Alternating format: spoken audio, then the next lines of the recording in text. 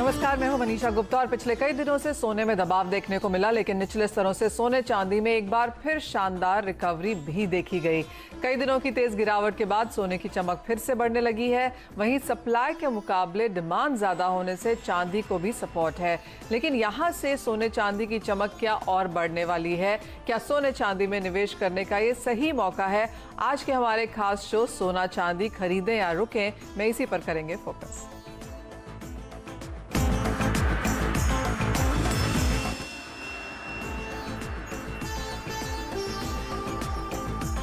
इस खास शो में हमारे साथ जुड़ रहे हैं बॉम्बे ज्वेलर्स एसोसिएशन के कुमार जैन, मेटल फोकस के चिराग शेठ और निर्मल बैंक कमोडिटीज के कुणाल शाह। सभी का कार्यक्रम में स्वागत है। कुणाल, सबसे पहले आपसे जानना चाहेंगे, क्योंकि ये हफ्ता काफी वॉलेटाइल रहा है। हमने 1800 के लेवल नीचे में टूटते हुए देखे और चांदी की तो बात ही दूसरी है, क्योंकि वहां पर तो काफी हद तक जिस तरह से ट्रेडर्स फ्रेंजी हमने आते हुए देखी, उसके बारे में भी डिटेल में बात करेंगे। लेकिन सोने से शुरुआत कर लेते हैं और यहाँ पर अब आप क्या फंडामेंटल्स देखेंगे और कहाँ जाते हुए नजर आते हैं भाव? जी, सबसे पहले जब फंडामेंटल की बात करेंगे तो जो इंडिया में हमने गोल्ड के प्राइसेस नीचे आते हुए देखे, उसमें एक one of the major reason है 2.5% ड्यूटी कम हो गई है। उसके कारण जो हमने 1200 रुपये तक का जो फॉल देखा है वो बिकॉज ऑफ दैट हमने देखा है। अभी जब इंटरनेशनल गोल्ड की बात करेंगे तो इंटरनेशनल गोल्ड में जो हमने फॉल देखा है वो जैसे जैसे ये जो कोविड की वैक्सीन सबको डिस्ट्रीब्यूट हो रही है और एक्सपेक्टेशन बन रही है कि आगे जाके इकोनॉमीज में रिबाउंड अच्छा आएगा और सिंस इकोनॉमिकल कंडीशन यूएस और सब जगह पे वर्ल्ड वाइड अच्छी होगी, तो ईटीएफ में एग्रेसिव बाइंग नहीं आ रही है। नई जो एग्रेसिव बाइंग पिछले साल की जो गोल्ड की तेजी थी, that was completely driven by ETF. So ये ईटीएफ की बाइंग फिलहाल म्यूटेड है।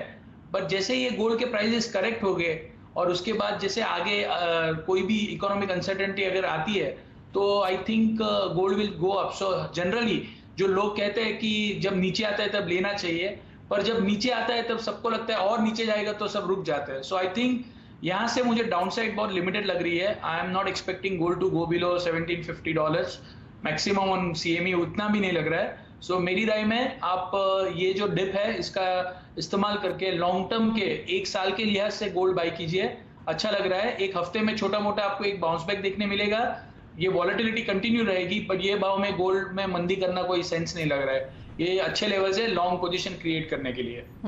कुणाल, जिस तरह की रिपोर्ट्स यहाँ पर बैंक ऑफ अमेरिका और सिटी की तरफ से आती हुई नजर आई हैं, उन्होंने अपने जो टारगेट्स हैं इस साल के वो नीचे की तरफ थोड़े से रिवाइज किए हैं। अब इन बैंक्स को नहीं लगता कि $2300 या $3000 पर आउंस के लेवल सोने में यहाँ पर देखने को मिलेंगे। जो पिछले साल के हाईज हैं वो यहाँ पर फिलहाल उन्हें रेजिस्टेंस लेवल्स के लिहाज से नजर आते हैं।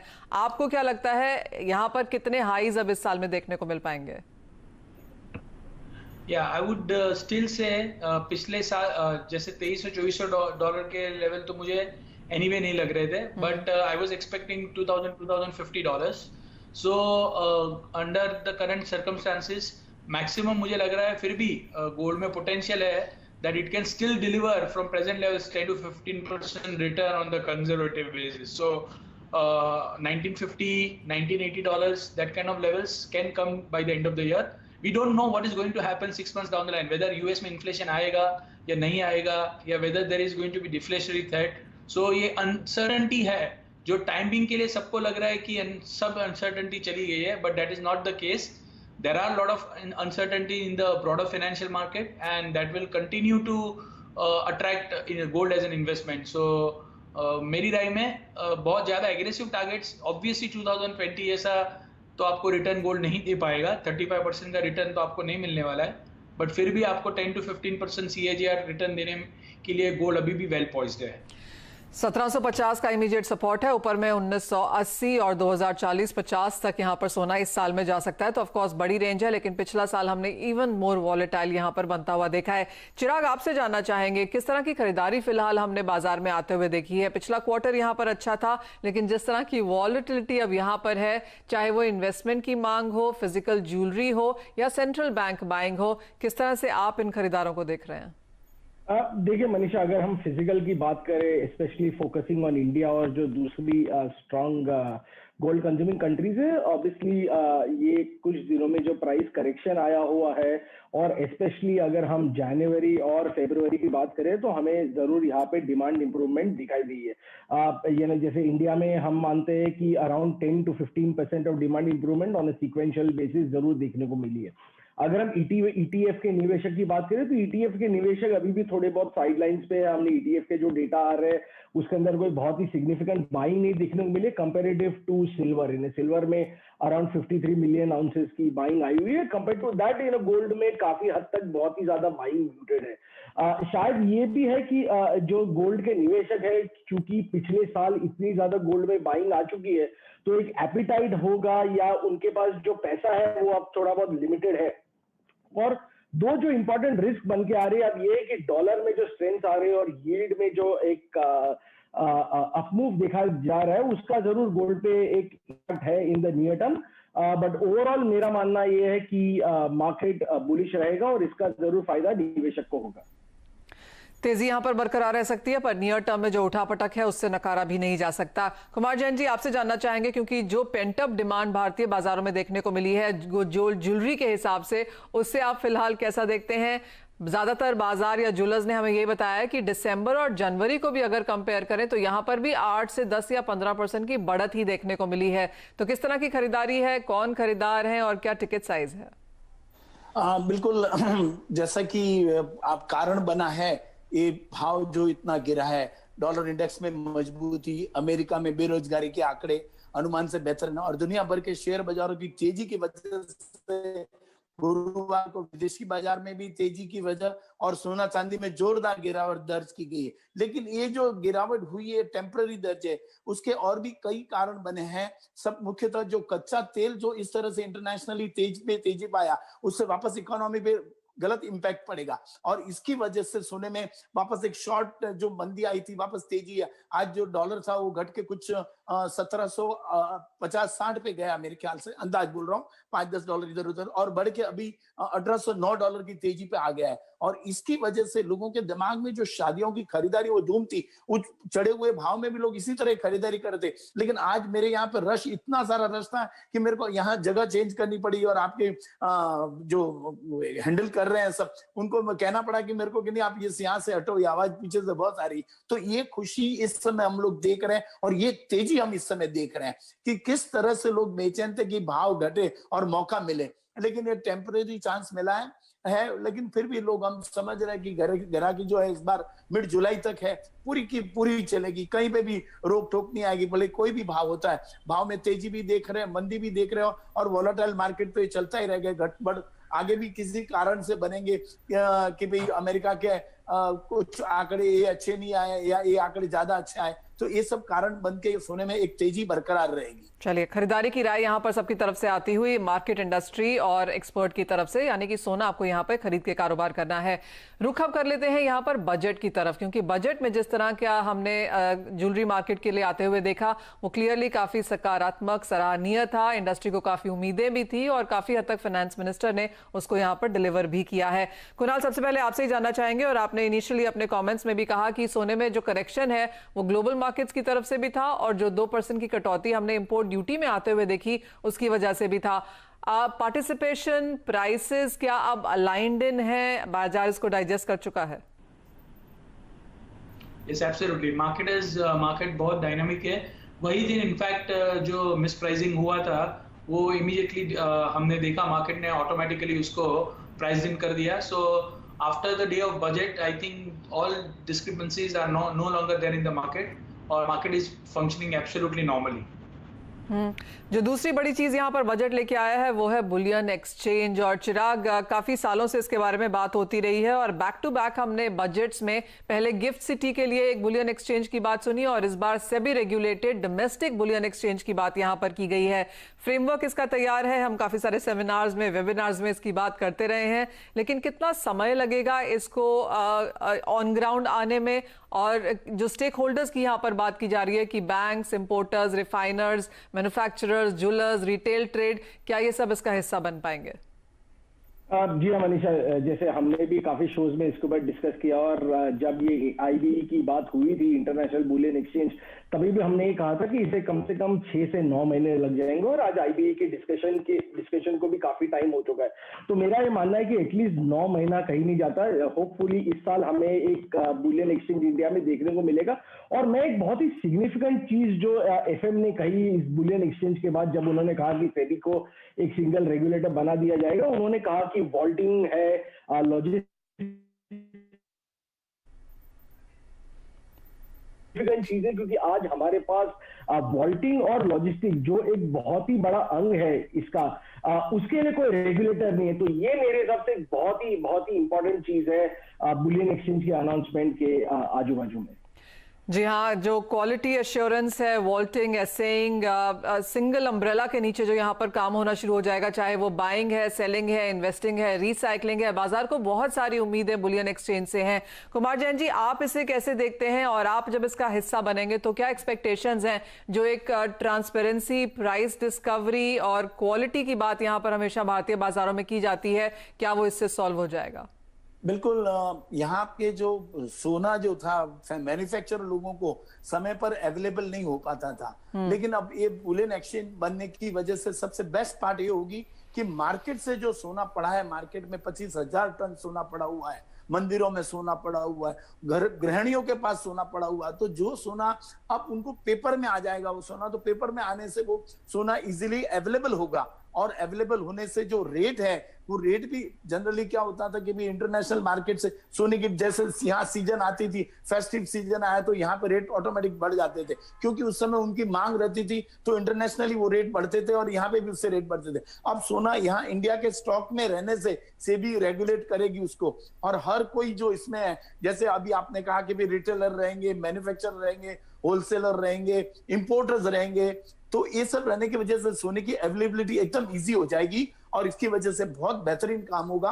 हो सकता है इसमें करंट अकाउंट डेफिसिट का भी थोड़ा बहुत फायदा हुए, लोगों को इंपोर्ट जो करने के समय तक की राह नहीं देखनी पड़े, और रेट का भी थोड़ा बहुत बेनिफिट होगा। और मिला जुला कर ओवरऑल ये बहुत बढ़िया काम किया सरकार ने, जो स्पॉट एक्सचेंज बना रही है। हमारी डिमांड लास्ट 5 सालों से हम फाइनेंस मिनिस्टर को करते थे कि भी इंपोर्ट ड्यूटी घटाई जाए और साथ में ये स्पॉट एक्सचेंज बनाया जाए। तो इस बार दोनों खुशी की बात है, निर्मला सीतारमन जी दोनों घोषणा की, 2.5% जो ड्यूटी कम की, उससे भी देखिए कारण बना है सोना घटने का। भले वो 2.5% ही फर्क आया, लेकिन इससे कारण बन के आज सोना काफी नीचे आ गया। आप शोरूमों में देखेंगे तो भीड़ लगी हुई है, लोगों के सबके दिमाग में बैठा कि चलो कुछ भी हो, हमारा फायदा हुआ है, क्योंकि शादियों के पीरियड जून जुलाई तक है। तो इसकी वजह से दोनों जो नए ऐड किए हैं सरकार ने, इंपोर्ट ड्यूटी और ये स्पॉट एक्सचेंज, बहुत ही सारा फायदा आम पब्लिक को भी होगा, एट द सेम टाइम हमारे ज्वेलर्स लोगों को इसका ज्यादा फायदा होगा। चलिए, चाहे वो कंज्यूमर है, इंपोर्टर्स है, इंडस्ट्री है, एक्सचेंज के जो दावेदार रहे हैं, सभी के लिए काफी फायदे की बात हमने बजट में आते हुए देखी। और जहां तक भावों की बात है, वहां पे जो करेक्शन आई है उसका भी फायदा यहां पर कंज्यूमर्स को मिले, और खरीदारी की राय हमारी एक्सपर्ट्स की तरफ से। ये तो बात हुई सोने की, लेकिन छोटा सा एक ब्रेक, जब लौटेंगे तो बात करेंगे चांदी की, क्योंकि यहां पर घरेलू बाजारों में डिस्काउंट है, अंतर्राष्ट्रीय बाजारों में बहुत ज्यादा वॉलेटिलिटी। इस बीच आपको क्या करना चाहिए, बताएंगे ब्रेक के बाद। और बात अब यहाँ पर चांदी की करेंगे, जहां पर हमने शॉर्ट स्क्वीज फ्रेंजी की वजह से चांदी में बहुत जोरदार वॉलेटिलिटी पिछले एक हफ्ते में आते हुए देखी है। एक दिन में 12 से 13% की मूव्स भी यहां पर बनते हुए नजर आए हैं, लेकिन अपने हाई से इस वक्त चांदी 18% नीचे कारोबार कर रही है, और ये हाईज हमने इसी हफ्ते में बनाए हैं। $30 प्रति आउंस का 8 साल का हाईज छूने के बाद चांदी में मुनाफा वसूली यहां पर फिर से लौटी है। कुणाल, कैसे देखते हैं इस मूव्स को? चार्ट पर इसका क्या इम्पैक्ट है? फंडामेंटल्स की बात तो बाद में करेंगे, पहले चार्ट पर इसने क्या ये नजरिया बनाया है? आई थिंक इसमें जो मेजर जो शॉर्ट, इनफैक्ट इंटरनेशनल में तो इतना कोई शॉर्ट था नहीं, बट जो फ्रेंजी आई है उसमें जो हेजर्स है, इसने बहुत ही अच्छा यूज किया है। हेजर्स ने बेसिकली सिल्वर को हेज कर दिया है हायर रेट्स पे, और बहुत ही अच्छा रिटर्न मिला है। फिजिकल मार्केट में रेट इतने बड़े नहीं थे, और फ्यूचर लगातार 3 दिन में है, जैसे आपने राइटली मेंशन आउट किया, 18 to 20% अपसाइड 3 दिन में हमने देख ली। So physical market was not responding in the same way, so there was a huge opportunity. So लोगों ने एनकैश किया है वो अपॉर्चुनिटी को, और एक्चुअल मार्केट में इसकी वजह से थोड़ा माहौल ऐसा हो गया है कि अभी फिलहाल एक बार जो 74-75 के जो टारगेट्स थे, जो पूरे साल में एक्सपेक्ट करते थे, वो 3 दिन में ही आ गए। सो अभी जो एक्साइटमेंट था कि चांदी में तेजी होगी, वो एक्साइटमेंट अभी फिलहाल फिजल आउट होता हुआ नजर आ रहा है। चिराग, कैसे देखते हैं आप चांदी को, स्पेशली भारतीय बाजारों में? क्योंकि लास्ट टाइम भी आपसे बात हुई थी, आपने कहा था लगातार डिस्काउंट में चांदी यहां पर कारोबार कर रही है, खरीदार कम है, बिकवाली करने वाले यहां पर ज्यादा हैं। एज ऑफ नाउ क्या स्थिति है? जी हाँ, बिल्कुल मनीषा, अराउंड $1.4 का डिस्काउंट चल रहा है चांदी में, और ये कंसिस्टेंट डिस्काउंट है। हमने नीचे में $4 से $5 की भी चांदी में डिस्काउंट दिखी। मैंने अपने 15 साल के करियर में इतने डीप डिस्काउंट्स कभी नहीं दिखे चांदी में। दो यहाँ पे इंपॉर्टेंट चीज है, एक है कि अगर हम इंपोर्ट्स की बात करें तो इंपोर्ट्स बहुत ही ज्यादा स्लो है चांदी में, क्योंकि ओवरहैंग जो स्टॉक्स है वो काफी ज्यादा, हमारा अनुमान है अराउंड 1000 टन के स्टॉक्स फिलहाल इंडिया में पड़े हुए, अराउंड 250 टन के MCX में है, 500 टन के स्टॉक्स श्री सिटी और कांडला में है, और कुछ और 300-400 टन के स्टॉक्स ऑल ओवर इंडिया छोटे छोटे वॉल्ट में पड़े हुए हैं। इनके अलावा कंटिन्यूस सेलिंग इन्वेस्टर्स की तरफ से आ रही है। जैसे हमने देखा कि चांदी इंटरनेशनल मार्केट में और डोमेस्टिक मार्केट में काफी हद तक ऊपर चली गई थी, तो उसकी वजह से जो इंडियन निवेशक थे जिन्होंने 35 से 40 हजार के बीच में चांदी खरीदी थी, वो कंटिन्यूसली अपनी चांदी बेच रहे हैं। तो जब तक ये दोनों चीजें बंद नहीं होती, जो इन्वेस्टर्स की तरफ से जो सेलिंग है और ये जो ओवरहैंग है, तब तक चांदी डिस्काउंट में इंडिया में कंटिन्यू रहेगी। और मेरा मानना है कि $1 के डिस्काउंट हमें और शायद 1 से 2 महीने तक देखने को मिल सकते हैं। उसके बाद थोड़ी बहुत इंपोर्ट में रिकवरी हमें देखने को मिलेगी।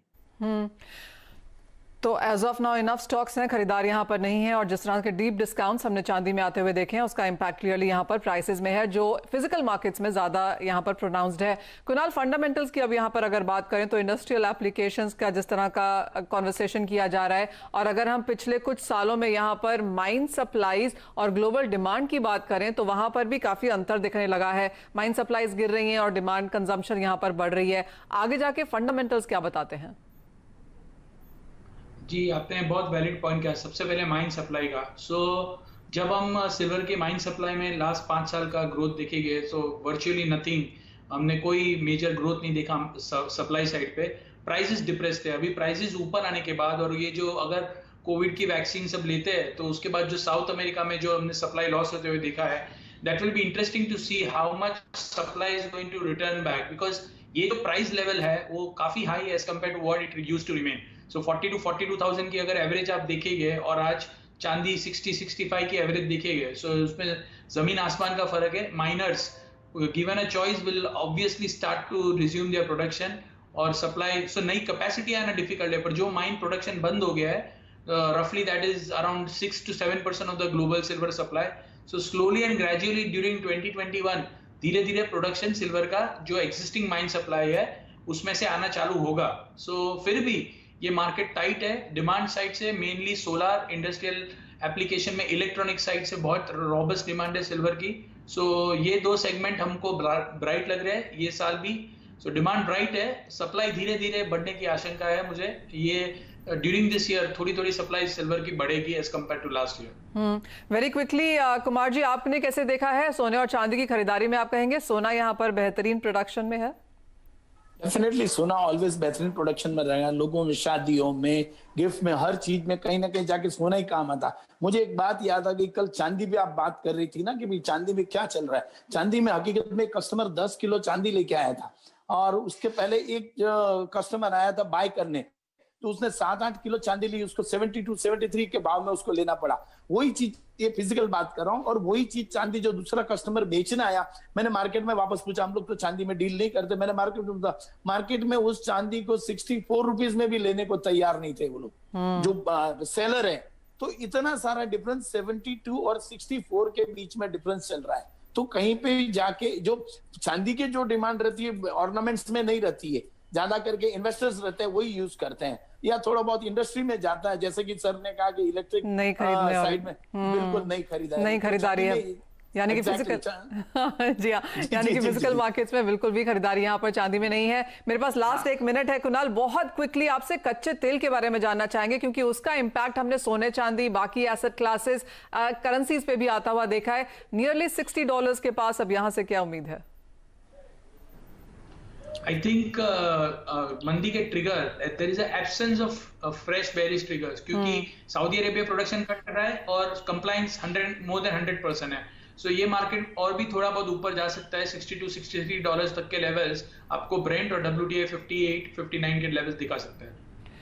यानी से यहाँ से भी बढ़त की उम्मीद है आगे जाके, और काफी हद तक ये माना जाता है कि कच्चे तेल में जिस तरह की तेजी देखने को मिलती है उसका इन्फ्लेशन पे असर पड़ता है और उसका फायदा भी यहाँ पर सोने चांदी उठाते हुए नजर आते हैं, तो शायद वहां पर भी एक नजर रखने की फिलहाल जरूरत है। लेकिन इसी के साथ शुक्रिया, इस कार्यक्रम में आज इतना ही समय है। कुमार जी, चिराग एंड कुणाल, बहुत शुक्रिया साथ जुड़ने के लिए। तो राय हमारे एक्सपर्ट्स की तरफ से यही निकल के आ रही है कि यहाँ से और बढ़त देखने को मिल सकती है। नियर टर्म वॉलेटिलिटी यहाँ पर बाजार में जरूर रहेगी, उठापटक का आप फायदा उठाएं, खरीदारी करके सोने और चांदी में इस साल भी फिलहाल काम किया जा सकता है। इसी के साथ मुझे दीजिए इजाजत, लेकिन आप देखते रहिए CNBC आवाज।